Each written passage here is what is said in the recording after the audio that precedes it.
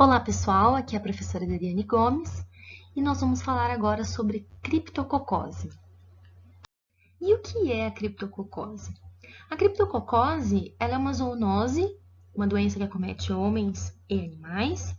É uma zoonose oportunista causada aí por uma levedura chamada Cryptococcus neoformans.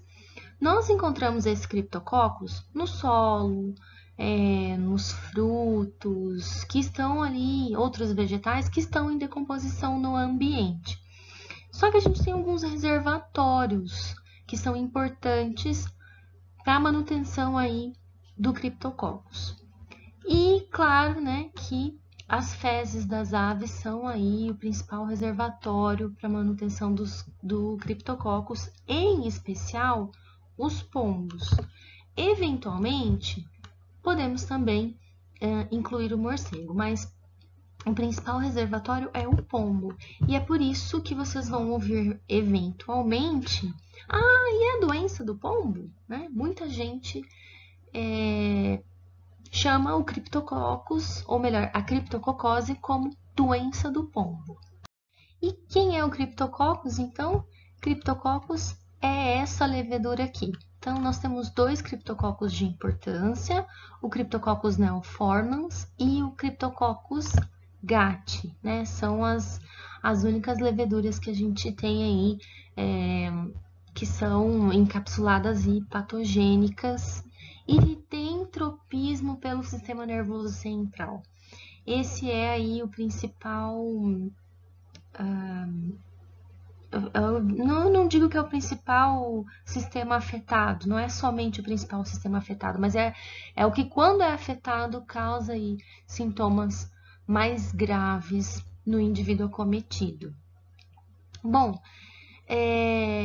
eu falei para vocês que são leveduras encapsuladas e a gente consegue observar essa cápsula quando a gente tinge essa levedura com nanquim e leva esse material ao microscópio.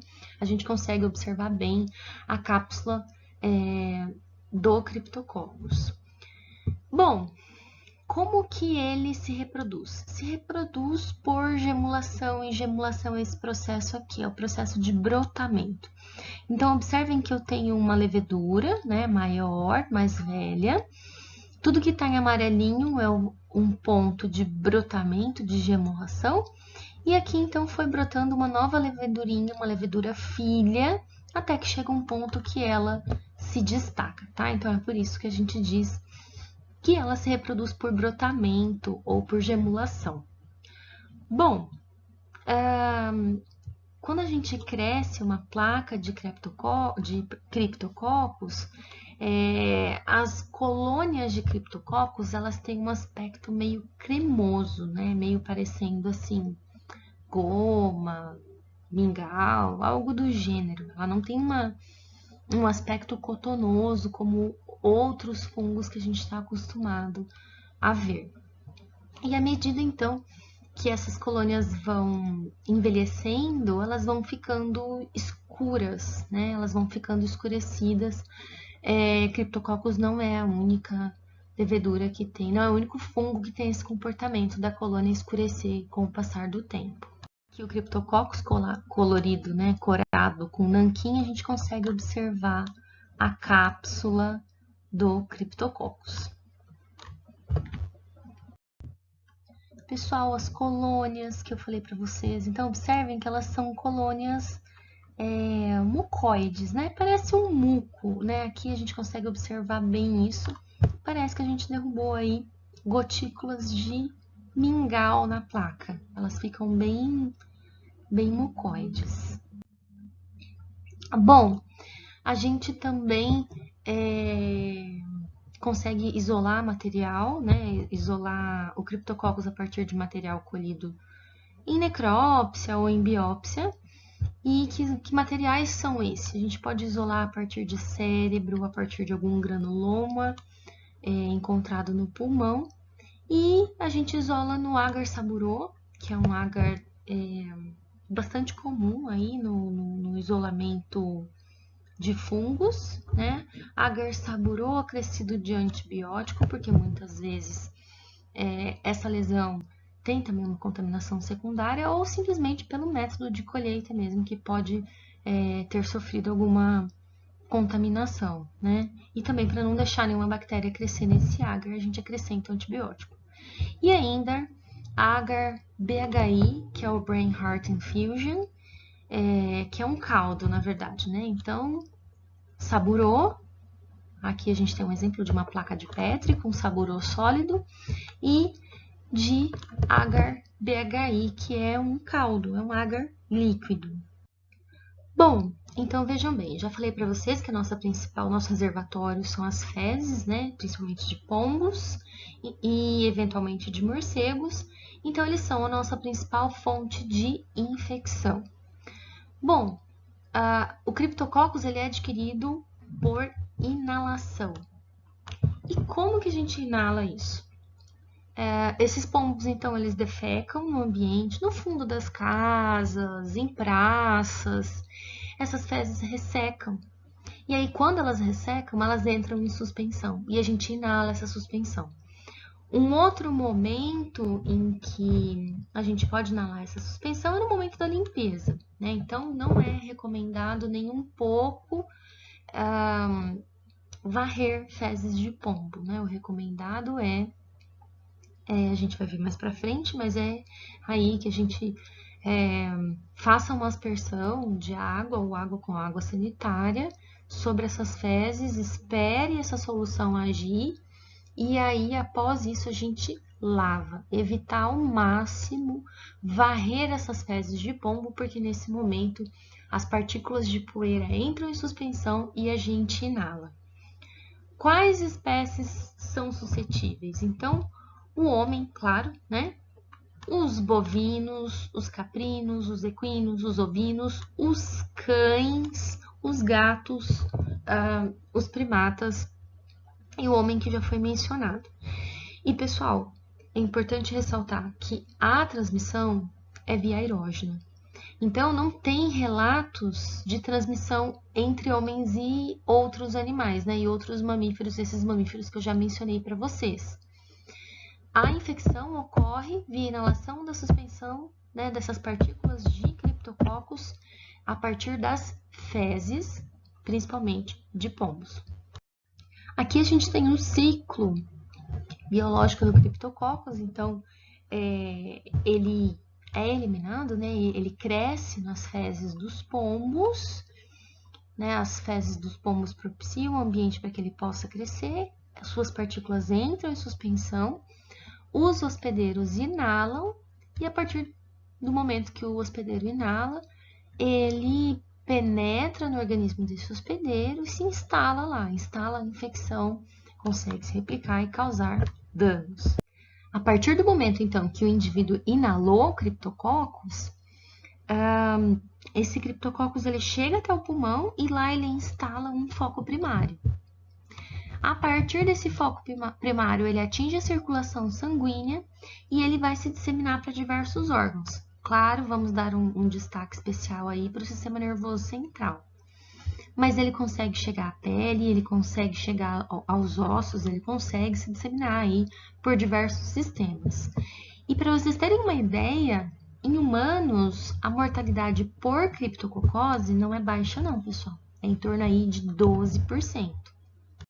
Bom, então assim, a criptococose, ela é uma micose sistêmica, né, porque ela se dissemina por diversos órgãos, profunda, né? A gente tem outros tipos de micose que nós chamamos de micoses superficiais, porque elas ficam restritas à pele, a camadas superiores da pele.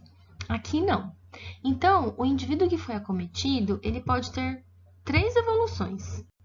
Ele pode se recuperar por conta própria, sem intervenção médica. Ele pode apresentar a doença localizada apenas nos pulmões ou ele pode apresentar a doença da forma disseminada. Então, a gente pode ter a manifestação pulmonar, né, a criptococose exclusivamente pulmonar. É comum a gente observar esse tipo de doença no cão, no gato, e aí eles vão ter toda a sintomatologia respiratória, né, que vai confundir com outras doenças respiratórias, então corrimento nasal, que pode ser bem variável, ele pode ser mucoide, pode ser mucopurulento, pode ser seroso, pode ser sanguinolento, enfim, né? Ele pode ter aí dificuldade respiratória, pode ter espirros.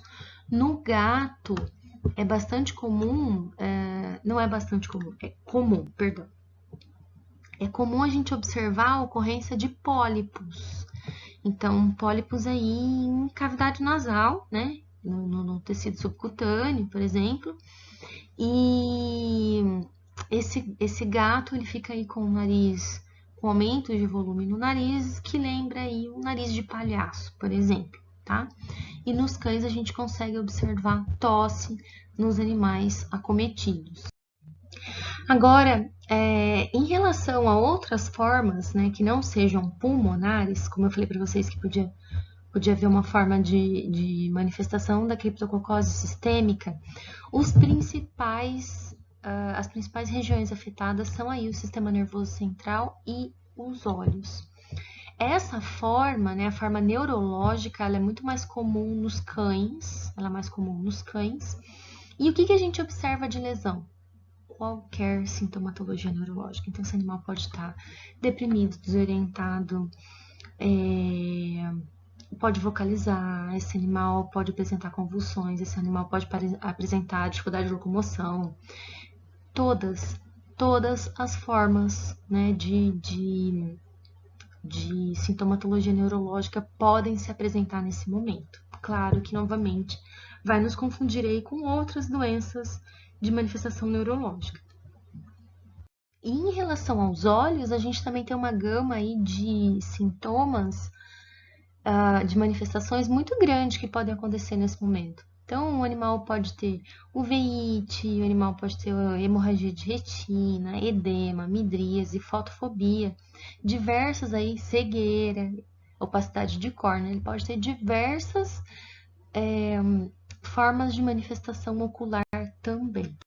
E, claro, existe também uma forma de manifestação cutânea, né? Então, ocorre muito mais nos gatos do que nos cães, as manifestações cutâneas, e elas costumam estar aí geralmente em região de cabeça e pescoço.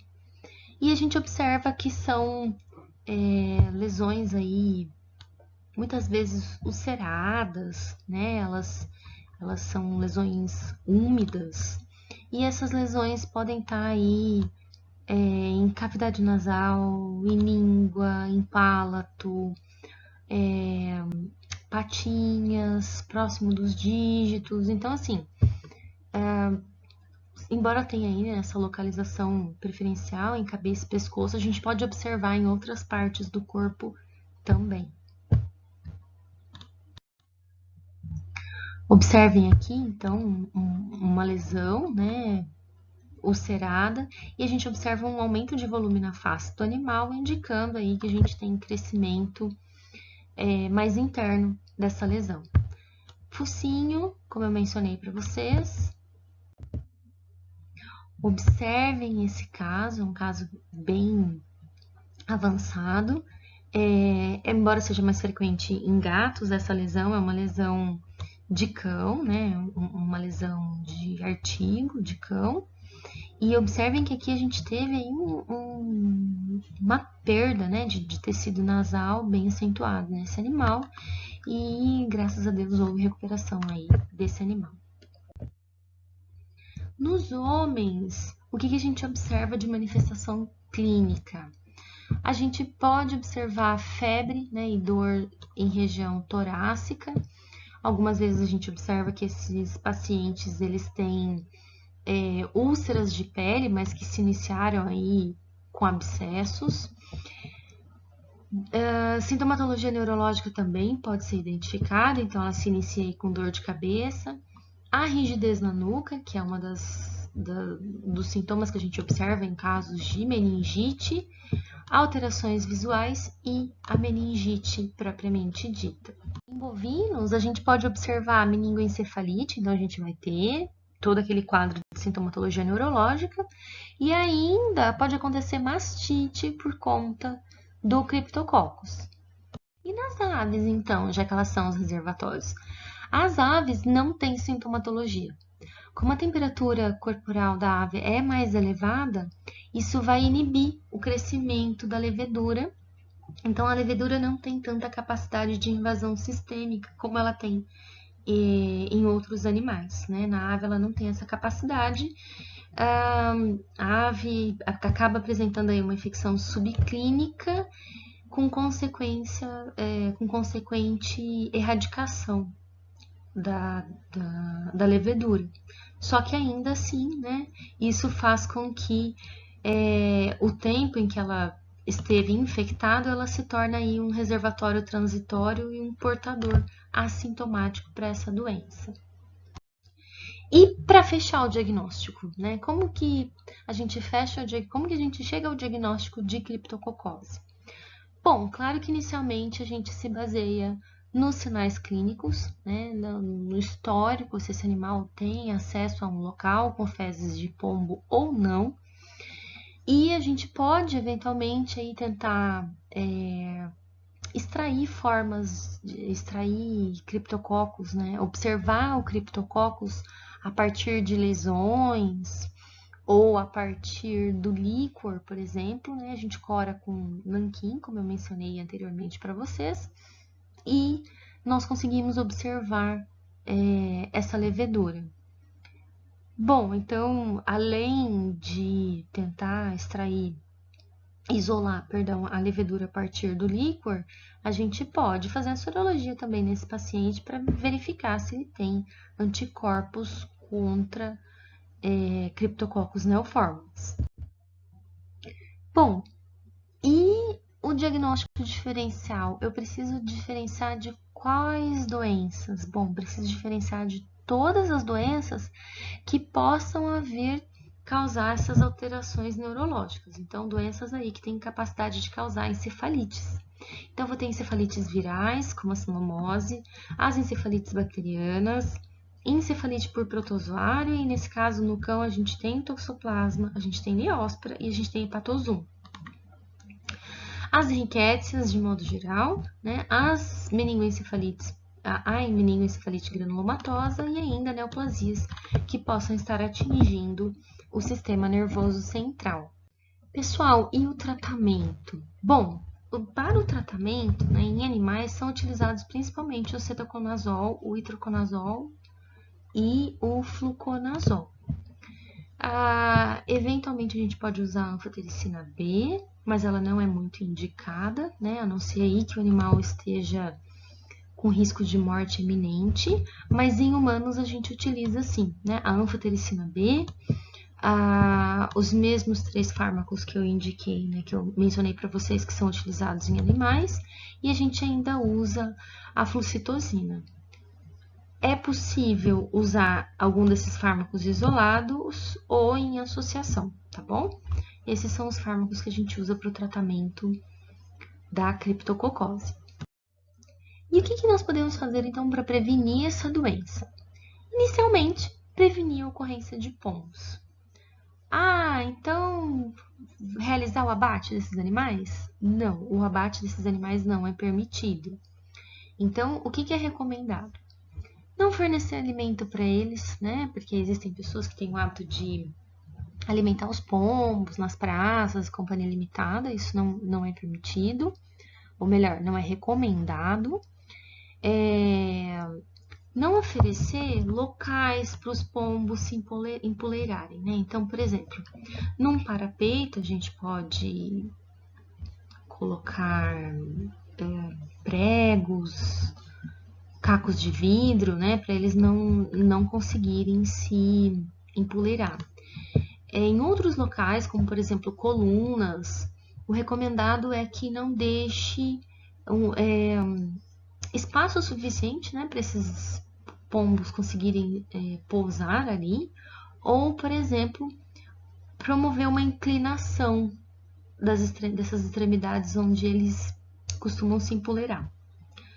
Uma segunda medida é evitar aí varrer a seco fezes de pombos. Então, onde tem muito acúmulo, o que a gente tem que fazer, muito acúmulo de fezes, o que é recomendado é molhar essas fezes, umedecê-las com água ou com água sanitária, deixar essa água sanitária agir por 1 hora, né, mais ou menos, e aí sim lavar essa região sem formar aerossóis, sem levantar partículas de poeira.